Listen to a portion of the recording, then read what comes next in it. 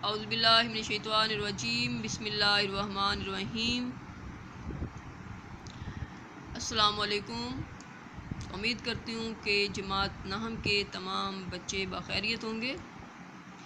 آج ہم پڑھیں گے محاورات سے متعلق۔ محاورات پڑھنے سے پہلے ہم جان لیں کہ محاورہ کسے کہتے ہیں۔ محاورے کے لغوی معنی گفتگو اور بات چیت کے ہیں، چاہے وہ گفتگو اہل زبان کے اسلوب بیان کے مطابق ہو یا نہ ہو، لیکن اصطلاح علم بیان میں اس کلمے یا کلام کو محاورہ کہتے ہیں جو اہل زبان کے اسلوب بیان کے مطابق ہو اور اپنے حقیقی معنی میں نہیں، مجازی معنی میں استعمال ہو۔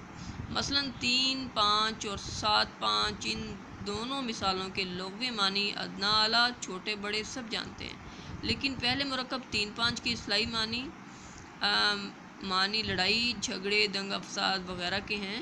اسی طرح دوسرے مرکب 7، 5 کی اصطلاحی معنی ہیلا بہانہ کرنا، چلاکی دکھانا یا لڑائی جھگڑا کرنا وغیرہ کے ہیں۔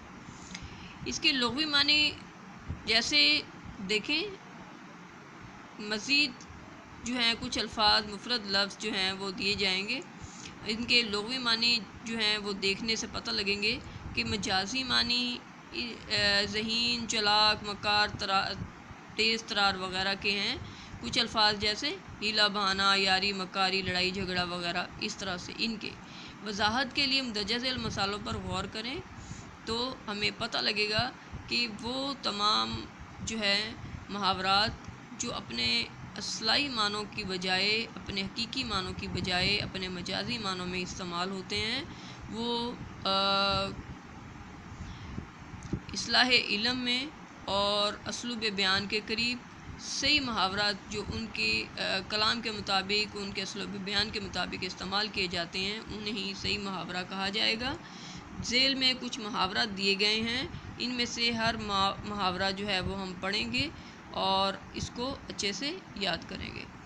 آبرو رکھنا، آبرو بنانا، آبرو اتارنا، آبرو خاک میں ملانا، آب و دانہ اٹھنا، آپے سے باہر ہونا، آپے میں نہ رہنا، اپنے حق میں کانٹے بونا، اپنا سا منہ لے کر رہ جانا، اپنے گریبان میں منہ ڈالنا، اپنے منہ میاں مٹھو بننا، آسمان سے باتیں کرنا، آستین چڑھانا، آسمان پر اڑنا، آگ بگولا ہونا، آگ برسانا، سبز باغ دکھانا، بھگو بھگو کے لگانا،